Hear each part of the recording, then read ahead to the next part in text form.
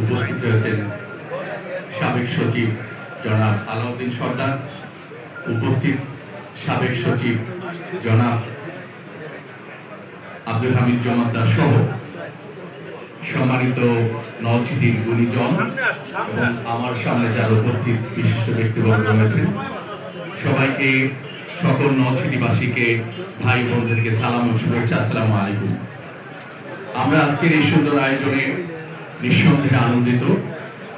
আজকে ইফতারের পূর্ব মুহূর্তে আমরা যেখানে একত্রিত হয়েছি, রোজার মূল উদ্দেশ্য আল্লাহ রাব্বুল আলামিন কোরআনে ঘোষণা করেছেন,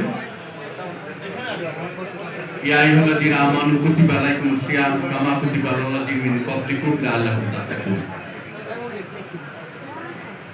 এই যে রোজার মূল উদ্দেশ্য তাকওয়া অর্জন, লাআল্লাকুম তাত্তাকুন, অর্থাৎ তোমরা আশা করা যায় তোমরা তাকওয়া অর্জন করতে পারবে। আমরা বিশ্বাস করি আমাদের প্রত্যেকটি ক্ষেত্রে এই তাকওয়ার বহিঃপ্রকাশ সময়ের অনিবার্য দাবি। আমি যে ব্যবসা করছি সেখানে আমি মাপে কম দিচ্ছি কিনা, কমিটমেন্ট ঠিক রাখছি কিনা, ওয়াদা ঠিক রাখছি কিনা, সেটা আমার তাকওয়ার পরিচয়। আমি যেখানে চাকরি করছি সেখানে দায়িত্ব অনুযায়ী ঠিকমতো পালন করছি কিনা, এটা আমার তাকওয়া। আমার প্রতিবেশীর হক আমি ঠিকমতো আদায় করছি কিনা, এটা আমার তাকওয়া।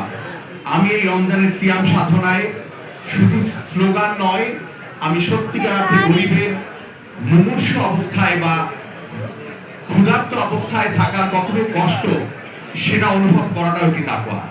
অতএব আমরা আসুন আজকের এই সিয়াম সাধনার মাধ্যমে আমরা সেই সিদ্ধান্ত নেই আমরা তাকওয়ার জীবন গঠন করব এবং প্রত্যেকের জায়গায় নলছিটিবাসীর জন্য আমরা প্রত্যেকের জায়গায় সম্মান মর্যাদা ঠিক রেখে নলছিটির উন্নয়ন অগ্রগতিতে ঐক্যবদ্ধভাবে কাজ করব।